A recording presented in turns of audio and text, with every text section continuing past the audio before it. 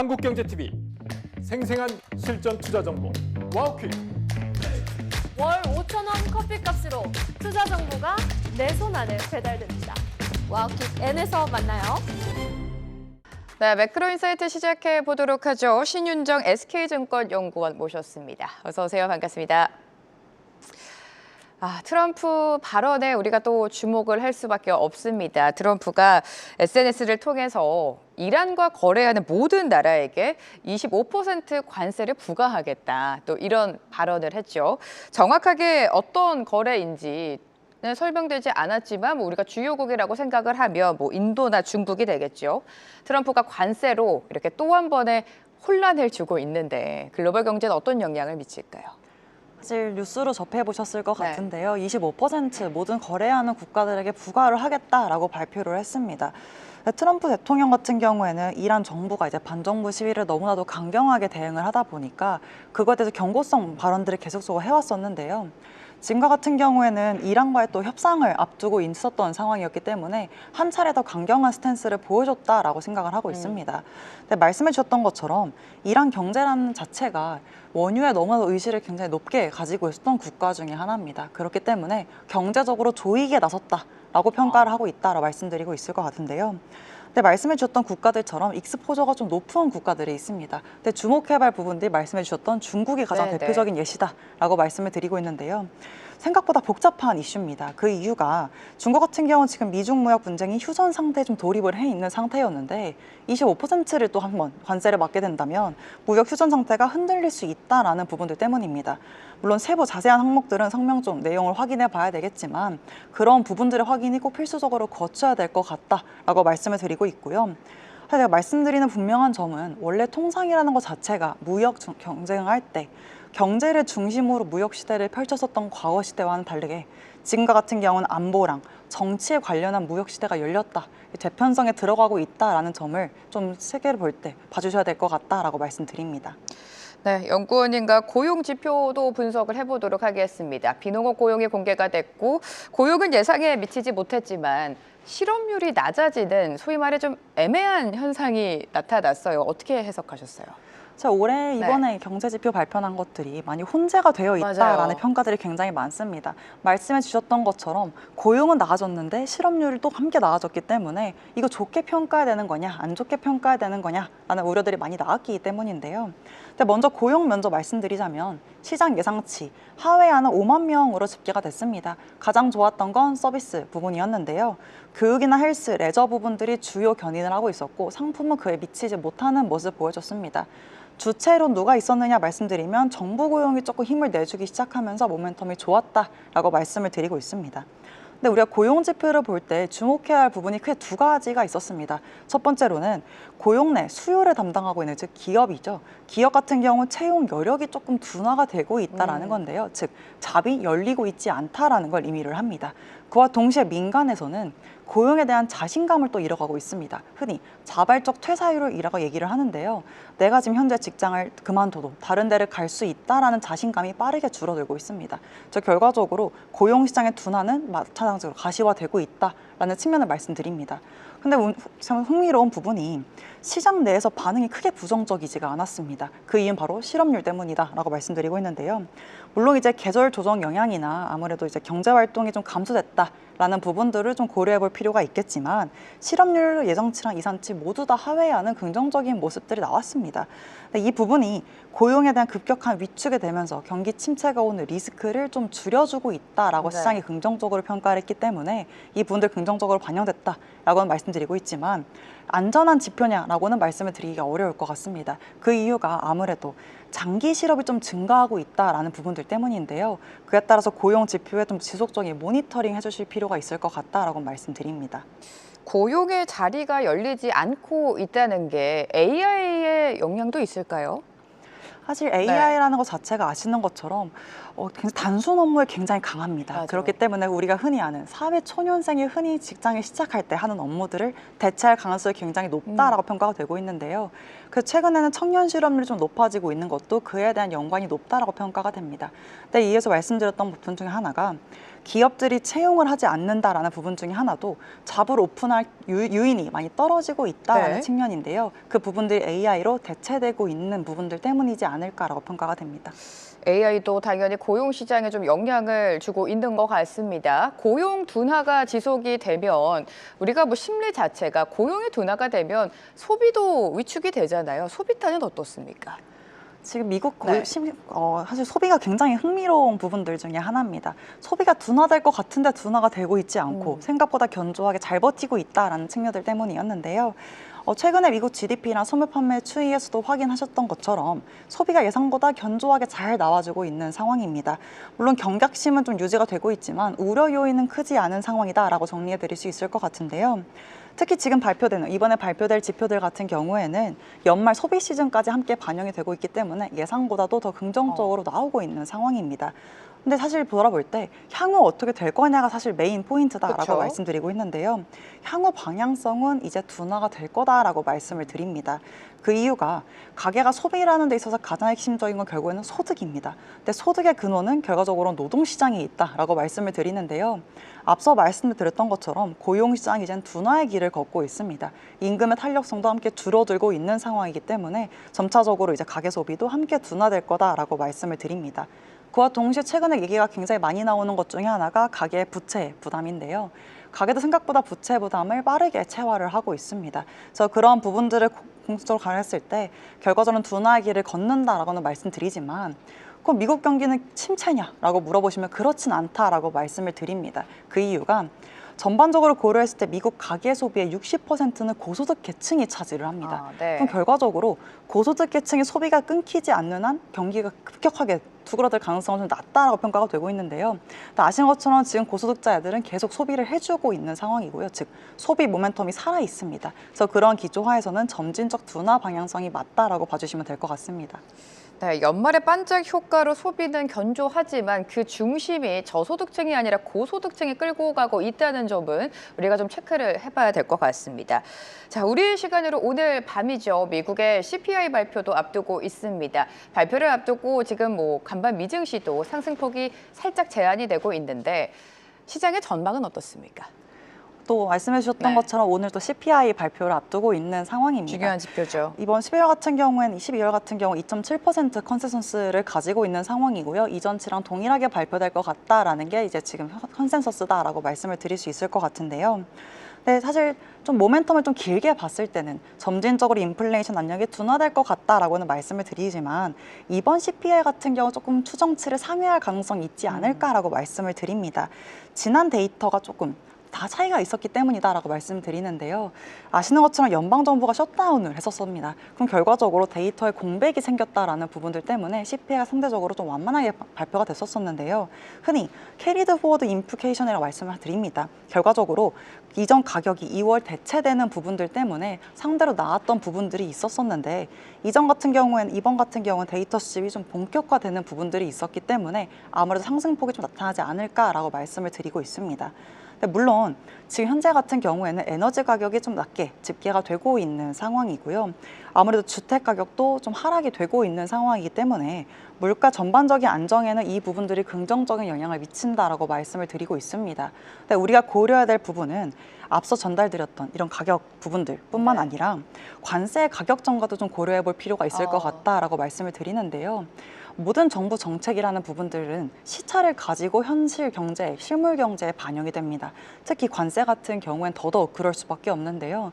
그렇기 때문에 지금 소비자 가격에 반영되는 시차가 점진적으로 느려지고 있었기 때문에 그걸 고려하게 된다면 이번 CPI에서부터 조금 반영되는 부분들이 나타나지 않을까라는 우려를 고려하게 된다면 이번엔 조금 컨센서스를 상회하는 폭이 나올 수도 있을 것 같다라고 봐주시면 될 것 같습니다. 그 관세가 인플레 요인이 아니라 소비를 위축시켜서 물가를 결국에 낮추게 하는 디플레 요인으로 시장은 또 해석을 하고 있는데 이 부분은 동의하십니까?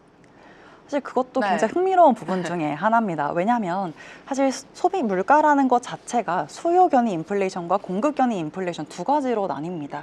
간단하게만 말씀드리자면 이때까지 뭐 공급망 이슈나 아니 원자재 가격 같은 경우 상방을 쳤을 때 이런 부분들이 물가를 끌어올리게 된다면 흔히 공급 견인 인플레이션이 발생했다라고 표현을 하고요. 그 다음으로 경기가 너무 좋아서 사람들이 소비 모멘텀이 확대되기 시작해서 내부 경제로 인한 인플레이션 압력이 확대가 된다면 수요 견인 인플레이션이 나왔다라고 얘기를 합니다. 근데 지금과 같은 상황은 CPI를 고려했을 때, 즉 실질 소매 판매를 고려하게 된다면 현실적인 가계 소비는 거의 정체 국면에 좀 가깝습니다. 그럼 이 부분들이 CPI로 연동해져서 말씀을 드리자면 CPI의 추가 상방 압력을 짓는 요인은 아니다라는 부분들은 긍정적으로 말씀드립니다. 즉 수요 견인 인플레이션이 창출이 되고 있지는 않기 때문에 CPI가 크게 상승될 가능성은 좀 낮다라는 부분들은 긍정적이지만요. 문제는 앞서 말씀드렸던 것처럼 소비가 좀 잘 버텨주고 있습니다. 네. 즉 빠지고 있지 않기 때문에 인플레이션을 끌어당기는 힘 역시도 낮기 때문에 하락 동인으로 작용하기는 좀 어려울 것 같다라고 봐주시면 될 것 같습니다. 네, 우리가 이렇게 미국의 물가나 고용을 면밀하게 살펴보는 이유가 결국에 금리 때문이죠. 1월 FOMC의 금리 인하가 아니라 지금 동결 가능성이 더 우세합니다. 어떻게 예상하십니까? 저희 같은 경우에도 이번 FOMC 같은 경우는 금리 동결될 것 같다라고 동결로, 말씀을 네. 드립니다. 사실 아시는 것처럼 연준 같은 경우에는 두 가지 이중 책무를 가지고 있습니다. 고용이 완전 고용이 되느냐 부분이가 물가가 타겟에 안정적으로 도달해서 머무느냐의 두 가지의 듀얼 맨데이트를 가지고 있는데요. 이거를 조금 더 현실적으로 바꿔보자면 결과적으로 경기 침체가 오는 것을 막는데 인플레이션 타겟으로 가게끔 안정적으로 드라이빙하는 게 지금 연준의 목표다라고 말씀을 드립니다. 그럼 이 목표 하에서 우리가 고려해야 될 부분은 지금 경기가 위축되는 가능성과 인플레이션이 크게 상방으로 튈 가능성 둘 중에 뭐가 더 높냐라는 걸 고민해 봤을 때는 인플레이션 불확실성이 더 높다라는 측면을 고려해 볼 필요가 있을 것 같습니다. 그럼 결과적으로 금리를 빠르게 인하할 가능성 역시도 낮아질 수밖에 없다라는 측면을 말씀드리고 있는데요. 그 이유는 정말 간단합니다. 첫 번째로 말씀드리는 거는 관세 자체가 좀 불확실하다라는 측면인데요. 아시는 것처럼 위법 판결이 지금 지연이 되고 있는 상황입니다. 그렇기 때문에 관세가 합법이냐 위법이냐라는 것도 불확실성이 나타나고 있는 상황이고요. 또 앞서 말씀드렸던 것처럼 기업들이 가격 정가를 하는 데 있어서도 불확실성이 여전히 높습니다. 얼마만큼 정가가 되고 있고 어디까지 왔는지, 중간재인지 최종재인지 이런 부분들도 너무나도 산업별로 차별화가 심하기 때문에 인플레이션의 불확실성이 여전히 높다라고 평가가 됩니다. 아직까지 미국 경기가 견조하게 잘 버텨주고 있는 상황이기 때문에 연준 입장에서도 수요 견인을 급격하게 자극하는 것보다는 물가를 좀 짚고 넘어갈 필요가 있지 않을까라고 생각을 합니다. 자, 이런 가운데 미국의 연방검찰이 파월 의장의 강제 수사에 착수를 했습니다.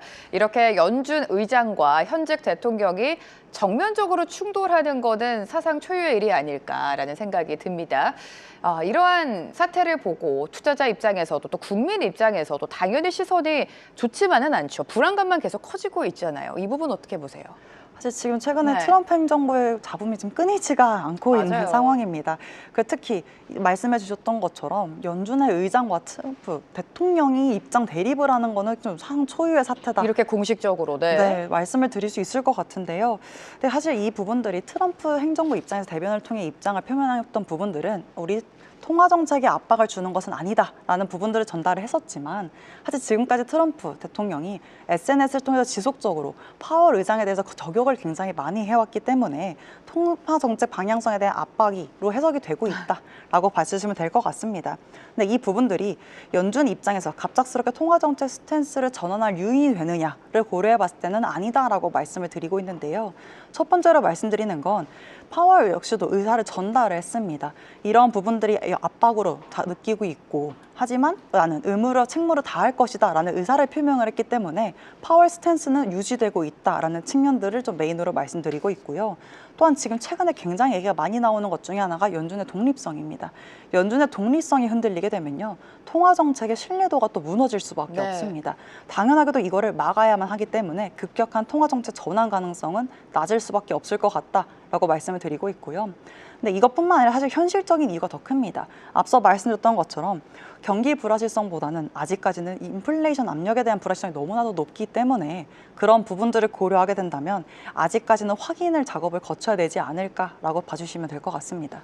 네, 연준의 독립성이 훼손이 되면 당연히 안 되는데 우리가 이렇게 불안한 이유가 차기 연준 의장 자리에 트럼프 친인사가 앉을 가능성이 높기 때문이죠. 그렇게 된다면 연준의 통화정책 방향성도 좀 달라질 텐데 올해 특히나 하반기에 연준의 통화정책 방향은 어떻게 예상하십니까? 사실 친인사가 트럼프 의장에 앉게 된다면 아무래도 적극적으로 트럼프 행정부의 의지를 많이 반영을 해줄 것 같다. 압박은 더 심해지겠죠. 네, 사실 압박이 필요 없을 정도로 적극적으로 반영해 줄 수 있을 것 같다라는 얘기도 굉장히 많이 나오고 있습니다. 하지만 우리가 주목해야 할 부분은 역시나 인플레이션입니다. 지금과 같은 경우에는 인플레이션 불확실성이 여전히 높기 때문에 이 부분들이 사실 발목을 잡을 수밖에 없을 것 같다라고 말씀드리고 있고요. 만약에 연준 의장이 교체가 된다면 기존의 파월 스탠스보다는 조금 더 많은 횟수가 반영될 수 있을 것 같다라고 생각을 하고 있지만 최근에 지금 글로벌 IB들이나 전망치를 봐주시면 인하하는 속도가 굉장히 느려지고 있습니다. 결과적으로 이거를 빠르게 더 크게 가져가기보다는 이거보다 한두 배 더 하는 정도가 되지 않을까라고 생각을 하고 있고요. 사실 이것도 인플레이션 압력이 나타나기 시작한다면 수그러들 것 같다라고 말씀을 드립니다. 사실 트럼프 행정부의 압박이라는 것 자체가 결과적으로는 재정이 같은 경우에는 사실 무리가 될 수밖에 없는 상황이고요. 앞서 말씀드렸던 것처럼 신뢰도의 문제가 커질 수밖에 없는 상황이기 때문에 즉각적인 대응은 조금 어려울 수밖에 없지 않을까라고 보고 있습니다. 네, 지금 미국 고용 자체가 늘어나지 않고 있습니다. 일자리가 닫혀 있다라고까지 표현을 해주셨는데 고용이 늘지 않는 상황에서 금리를 인하한다고 한들 경기 부양의 효과를 낼 수 있을지가 의문이거든요. 어떻게 예상하세요? 사실 경기 부양의 효과가 있을 거는 같다라고 말씀을 드리고 있는데요. 그 측면을 좀 다르게 받는다 말씀드립니다. 통상적으로 연준이 기준금리 인하를 하게 되면 이때까지 가장 얘기했던 거는 금리 부담을 줄여줘서 조금 경기를 부양시키겠다라는 측면들도 있었고요. 부채에 대한 부담도 완화시키다 이런 모든 것들이 종합적으로 다가온다라는 것들도 있었는데 사실 지금 이 측면에서 봐야 될 부분은 트럼프 행정부가 원하는 금리 인하 효과가 무엇이냐라는 겁니다. 근데 결과적으로 트럼프 행정부가 원하는 금리 인하 효과는 굉장히 간단합니다. 첫 번째로는 고용이 늘고 있지 않기 때문에 고용을 늘리기 위해서는 기업이 힘을 내줘야 됩니다. 근데 기업이 힘을 내기 위해서는 두 가지 요건이 필요합니다. 첫 번째, 기업이 물건이 팔았을 때 수요를 받쳐줘야 되기 때문에 가계 소비가 올라와야 된다라는 거고요. 또한 신용 환경이 개선돼서 그 기업 애들이 많은 돈을 차입해서 더 많은 지출 활동을 할 수 있는 환경이 만들어져야 됩니다. 근데 이거 두 개 모두 다 저금리 때 가능하기 때문에 금리 인하하는 걸 목표로 두고 있다라는 측면들이 첫 번째로 작용하고요. 두 번째로는 재정이자 지출입니다. 아시는 것처럼 트럼프 행정부 같은 경우에는 재정 지출을 또 확대할 예정을 또 가지고 있습니다. 또 아시는 것처럼 이번 연도에는 또 중간 선거를 또 앞두고 있는 상황이기 때문에 적극적인 재정 지출을 확대할 것 같다라고 평가가 되고 있는데요. 당연히 부채가 부담이 될 수밖에 없습니다. 그래서 이러한 부분들을 경감시키고자 아무래도 금리 인하를 좀 주창을 하고 있다라고 말겨지고 있는데요. 근데 우리가 주목해봐야 할 부분은 부채 감소나 이런 부분들로 통한 경제 성장보다는 사실 트럼프 행정부가 가장 원하는 건 부채를 직접적으로 줄이는 것보다는 생산력, 즉 GDP를 키워서 부채가 상대적으로 작아 보이는 걸 원하고 있습니다. 그렇기 때문에 경제 성장을 위해서 금리가 인하되는 걸 원하고 있다라고 봐주시면 될 것 같습니다. 경제 성장에 지금 좀 초점을 맞추고 있다라고 말씀을 해주셨습니다. 자, 최근 트럼프는요, 또 2천억 달러 규모의 주택 저당증권 매입을 지시를 했습니다. 발표 직후에 미국 내 주택 대출 금리가 3년 만에 최저인가요? 좀 급락세가 나왔는데 시장에서는 미니 양적 완화다 이렇게 평가를 하고 있습니다. 실제로 유동성 공급에 좀 효과가 있었나요? 사실 직간접적으로 효과가 있을 것 같다라는 기대가 굉장히 많았지만 즉각적인 유동성 확대 효과는 좀 낮다라고 말씀을 드립니다. 일단 즉각적인 유동성을 사람들이 기대했던 이유는 아무래도 MBS를 매입을 해주면 당연히 시장의 유동성이 풀리게 되니까 이런 부분들이 긍정적으로 평가가 됐었는데 실질적으로 그 모든 규모가 다 풀릴 수는 없습니다. 그래서 시차를 두고 반영이 되기 때문에 아직까지는 그 즉각적인 기대감을 좀 가지기는 어렵다라고 말씀드리고 있고요. 부차적으로 기대되는 부분이 간접적인 유동성 공급 효과라는 부분인데요. 그게 어떠한 부분이냐라고 말씀드리자면 당연히 주택담보금리 대출이랑 좀 관련이 되어 있습니다. 주담대 금리 하락은 MBS와 관련성이 굉장히 높습니다. 결과적으로 MBS 일드가 좀 떨어지기 시작하면 함께 떨어지기 때문이다라고 봐주시면 될 것 같은데요. 미국 가계부채 중에서 가장 큰 부분을 차지하는 건 당연하게도 주택담보대출입니다. 근데 이런 부분들이 금리가 떨어지게 된다면 부채 부담이 경감되기 때문에 경제도 사실 회복할 수 있는 룸이 더 커진다라는 측면에서 이거를 완화시키고 싶어 한다라고 여겨지고 있고요. 당연하도 가계 입장에서 내야 되는 돈이 줄어들기 때문에 유동성의 간접적인 증가 효과는 또 기대할 수 있을 것 같습니다. 근데 문제는 미국 같은 경우 30년 고정금리로 대출을 받습니다. 리밸런싱 하기에는 아직까지 즉각적으로 하기엔 좀 어렵고요. 신규 대출을 적극적으로 지금 받고 있는 추세도 아니기 때문에 현재까지 즉각적인 유동성 기대감은 좀 낮다라고 봐주시면 될 것 같습니다. 네, 결국에 유동성 공급을 우리가 기대하는 게 시장과 연결이 되는 것 같습니다. 작년을 생각해 봤을 때 막대한 유동성이죠. 풍부한 유동성으로 인해서 미증시가 랠리를 이어갔죠. 유동성 경색에 대한 우려는 사라졌지만 우리가 작년만큼의 유동성을 기대해 볼 수 있을지 미국 증시의 흐름을 어떻게 해석하고 계십니까? 사실 미국 증시가 예상했던 것보다 굉장히 잘 맞아요. 버텨주고 있습니다. 당연히 국내 증시도 그렇고요. 네, 맞습니다. 아무래도 반도체 랠리가 좀 펼쳐지고 있고요. 우리나라 오늘 또 현대차에 또 힘을 내주고 있는 상황인데요. 이제 AI 모멘텀들이나 기술, 로봇 이런 부분들이 랠리를 펼쳐주고 있는 상황이기 때문에 지금 다른 자산군보다는 유동성에 대한 기대감이 좀 높다라고 펼쳐지고 있습니다. 근데 아무래도 다른 중앙은행들이 금리 좀 낮춰줄 것 같다라는 기대감도 좀 가지고 있고요. 그런 부분들이 좀 쏠려 있는 상황이기 때문에 모멘텀은 아직까지는 유효할 것 같다라고 말씀드리고 있습니다. 그걸 아시는 것처럼 AI 같은 경우 피지컬 AI로 가기 때까지 아직 갈 길이 굉장히 많습니다. 그래서 룸이 많기 때문에 실질적으로 모멘텀은 유효할 것 같다라고 말씀드리고 있지만 사실 아시는 것처럼 굉장히 가파르게 올라왔습니다. 그리고 쏠림의 다른 말은 취약성과 같습니다. 그렇기 때문에 이런 부분들 고려했을 때 우리 반도체 랠리에 조금 더 주목해 볼 필요가 있을 것 같다 말씀드리고 있고요. 결과적으로 말씀드렸죠. 유동성이라는 것 자체는 금리에서 나오기 때문에 금리 변동성에 보다 주목해 볼 필요가 있을 것 같다 말씀드리고 있고요. 이게 변동성을 만들 수는 있을 것 같다라고 말씀드립니다. 네, 결국에 AI 반도체가 좀 이끌고 가고 있는 것 같습니다. 미증시도 그렇고 국내 증시도 새해 시작하자마자 연일 상승 흐름을 보여주고 있고 오늘 일본 니케이 지수도 사상 최고가를 경신을 했다고 합니다. 여러 가지 이유가 있겠지만 지금 일본에서 다음 달에 조기 총선 가능성이 제기가 되고 있죠. 이 부분 자세하게 짚어볼까요? 일본이 또 다시 또 핫해지고 있는 상황입니다. 다카이치 이후에 또 다시 또 핫해지고 있죠. 다카이치 랠리라고 해가지고 지금 일본 증시 거의 3% 가까이 뛰고 있는 상황인데요. 사실 일본 같은 경우 다카이 총리가 중의원 해산 가능성을 전달했기 때문에 정책 모멘텀을 받고 있다라고 말씀드립니다. 근데 이게 좀 낯선 개념입니다. 중의원 해산이라는 게 도대체 뭔지 조금 간단하게 말씀드리면요.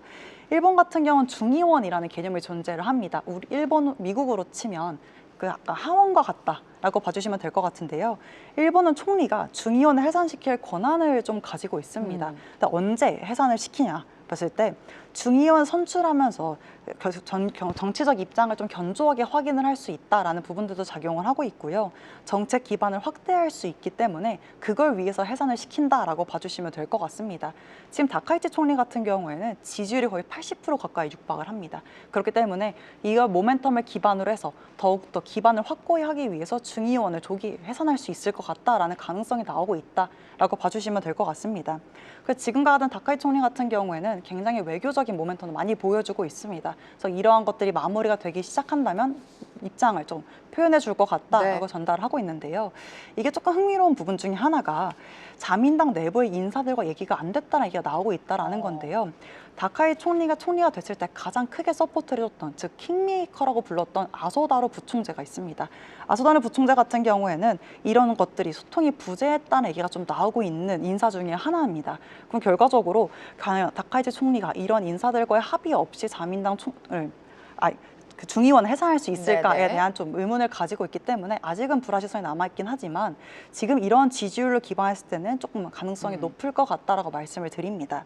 근데 만약에 실질적으로 중의원이 해산이 됐을 경우에는 어떻게 될 거냐라는 부분들을 좀 말씀을 드리자면 말씀드렸던 다카이치 랠리가 조금 더 확대될 수 있을 것 같다라는 기대감을 좀 가지고 있습니다. 흔히 사나이 노믹스라고 얘기를 많이 하고 있는데요. 다카이치 사나이 총리가 가지고 있는 경제 철학을 의미를 합니다. 지금 얘기하고 있는 거는 경기 부양을 위해서 정부가 적극적으로 개입을 해주겠다라는 걸 주요 골자로 가지고 있습니다. 그렇기 때문에 이 효과를 기대해서 모멘텀이 좀 나올 수 있을 것 같다라는 기대감을 좀 가지고 있는데요. 반대로 엔화는 그럼 강해지기 어렵다라는 걸 의미를 합니다. 엔화 같은 경우는 이 효과가 실질적으로 경제에서 가시화되기 전까지는 큰 폭으로 강세를 가긴 좀 어려울 수밖에 없을 것 같습니다. 다카이치의 적극적인 확대 재정 계속해서 추진이 되고 있고 BOJ 입장에서는 금리 인상 압력을 좀 더해가고 있을 것 같아요. 엔화에 대해서 살짝 짚어주셨는데 앞으로 BOJ의 토가 정책 방향은 어떻게 흘러갈까요? 사실 이렇게 확대 재정을 펼치게 된다면 BOJ 입장에서도 금리에 대한 부담을 좀 가질 수밖에 없기 때문에 금리 인상에 당연히 부담이 느낄 수밖에 없을 것 같습니다. 속도는 오히려 더 느려질 수밖에 없을 것 같다라고 말씀을 드리고 있는데요. 사실 지금 일본 경제는 생각보다 나쁘지가 않습니다. 인플레이션 압력도 좀 가시화되고 있는 상황이고요. 내수도 회복 국면, 즉 가계 소비도 모멘텀이 나쁘지 않은 상황이기 때문에 추가 인상 가능성은 분명히 존재한다라 말씀드립니다. 그럼 언제냐라는 거였는데 그 시점은 정책 모멘텀이 좀 많이 달라질 것 같다라고 말씀을 드리고 있습니다. 이렇게 확대 재정이 전극적으로 추진이 되게 된다면 당연히 부채 리스크는 커질 수밖에 없습니다. 아시는 것처럼 일본은 거대한 부채국 중에 하나입니다. GDP 대비 정부 부채가 200%를 넘는 국가 중에 하나이기 때문에 금리가 올라가면 부채 부담을 느껴서 당연하게도 크게 흔들릴 수밖에 없습니다. 그래서 재정 건전성을 확보하기 위해서라도 금리 인상을 빠른 속도로 하긴 좀 어려울 수밖에 없을 것 같다라고 말씀드리고 있고요. 또한 일본 입장에서는 엔화의 강세의 방향성보다는 변동성 확대에 예민한 편입니다. 우리가 알던 엔케리 청산 때문인데요. 그래서 변동성이 확대되는 걸 막기 위해서라도 급격한 통화 정책의 정상화나 이런 부분들을 하기가 좀 가능성이 낮습니다. 그래서 시장과의 충분한 소통이 있을 거라고 예상되기 때문에 BOJ 역시도 점진적인 인사 방향성을 밟아갈 것 같다라고 봐주시면 될 것 같습니다. 네, 최근에 이렇게 엔화와 원화가 동조하는 흐름을 보였습니다. 원달러 환율도 체크를 해봐야 될 것 같은데 작년에 당국의 개입으로 인해서 원달러 환율이 조금 내려오는가 싶었는데 여전히 좀 잡히지 않고 있습니다. 앞으로의 원달러 환율의 흐름 어떻게 예상하십니까? 사실 말씀해 주셨던 것처럼 외환 당국이 정말 적극적으로 개입을 해준 덕분에 반짝 효과에 좀 그쳤던 것 같아요. 네, 수출 업체들도 내고 물량을 정말 많이 풀어줬었고요. 그래서 굉장히 큰 폭으로 고개를 숙였었는데 지금 최근에 수치를 봐보시면 굉장히 가파르게 다시 올라오는 걸 확인할 수가 있습니다. 그 이유는 정말 너무나도 많은 이유를 좀 말씀드릴 수 있을 것 같은데요. 물론 이제 엔화도 약세를 해서 연동되고 있는 부분들도 있다라는 부분들도 있고 달러도 정말 잘 안 빠지고 있습니다. 그와 동시에 우리나라 내부에서도 외화 수요가 너무나도 견조하게 잘 버텨주고 있는 상황이고 우리나라 경기 자체의 불확실성이 높은 상황이기 때문에 이런 모든 것들이 다 복합적으로 작용한 게 지금 현재 환율 레벨이다라고 봐주시면 될 것 같습니다. 그래서 어떻게 될 거냐라는 부분들 좀 말씀드리면요. 상반기에 우리나라 경제가 좀 회복되는 국면을 좀 보여줄 수 있을 것 같습니다. 그러면서 조금 강세 레벨을 보여줄 수 있을 것 같다라는 기대감을 좀 가지고는 있는데요. 그 폭이 크지는 못할 것 같습니다. 그럴 수밖에 없는 게 원하는 자체 강세 모멘텀이 좀 낮다라고 흔히 많이 설명을 드립니다. 일단 첫 번째로 앞서 말씀드렸던 것처럼 우리나라가 지금 경제 성장을 회복하고 있는 거는 맞습니다. 근데 회복 국면에 진입은 했지만 확장 국면이냐는 아니다라고 말씀을 드리고 있습니다. 우리나라 같은 경우 내수도 좀 부진하고 있는 상황이기 때문에 지금 입장에서는 경기 자체에서에 기반한 강세를 좀 추구하기가 어려울 수밖에 없을 것 같다라고 보고 있고요. 또한 취약성이 높아졌다라고 말씀을 드리고 있는데요. 외부 변수들에 따라서 흔들리는 폭이 너무나도 심해졌습니다. 결과적으로 외부 변수들에 따라 변동성이 확대되고 있는 국면이기 때문에 변동성 확대 그 국면에서는 강세로 빠르게 빠지기도 더 어려울 수밖에 없습니다. 그래서 그런 부분들을 고려하게 된다면 원달러 환율의 점진적인 하락을 기대하겠지만 변동성 상승에 오히려 더 주목해 볼 필요가 있지 않을까라고 말씀드립니다. 이렇게 높은 원달러 환율은 한국은행의 발목을 잡고 있죠. 이번 주에도 금통위가 예정되어 있는데 원달러 환율도 잡히지 않았고 부동산 시장, 서울 집값도 잡히지 않았기 때문에 이번에도 금리 동결이 우세하겠죠. 사실 말씀해 주셨던 것처럼 그런 복합적인 이유를 고려하게 된다면 이번에도 금리 동결 진행할 것 같다라고 보고 있습니다. 사실 우리나라 같은 경우도 말씀해드렸던 것처럼 경기가 회복 국면에 진입을 했지만 확장은 사실 아니기 때문에 추가적인 부양책이 나타날 수 있을 것 같다라는 기대감은 좀 가지고 있습니다. 근데 지금 중요한 거는 초점이 어디냐라는 부분인데요. 초점은 지금 다 당연히 또 외환의 시장에 맞춰져 있습니다. 지금 우리나라 원화 같은 경우 계속 약세를 보이고 있는 상황이고 주요국 대비해서도 너무나도 약세폭이 굉장히 가파르게 진행되고 있는 거기 때문에 지금 경기 부양을 위해서 금리 인하를 하게 된다면 금리 차는 더 커질 수밖에 없을 것 같고요. 원화에는 추가 약세 요인을 작용하기 때문에 이런 부분들 리스크 요인을 여전히 가지고 있습니다. 그래서 외환 시장의 안정성을 위해서라도 지금 동결 기조 계속 유지될 것 같다라고 말씀드리고 있고요. 말씀해 주셨던 부동산도 또 네. 계속 집이 되고 있습니다. 부동산 가격 같은 경우에도 계속 상승폭은 둔화가 되고 있지만 여전히 높은 상승세를 가지고 있는 상황이기 때문에 지금 현재에서 금리 같은 경우도 부담이 될 수밖에 없을 것 같다라고 말씀드립니다. 자, 이렇게 매크로 이슈들 하나씩 오늘 짚어봤습니다. 신윤정 SK증권 연구원과 함께했습니다. 도움 말씀 감사합니다. 계속해서 다양한 경제 이슈를 알고 싶다면 구독과 좋아요, 알림 설정 부탁드립니다. AI 캐스터 권미정이었습니다.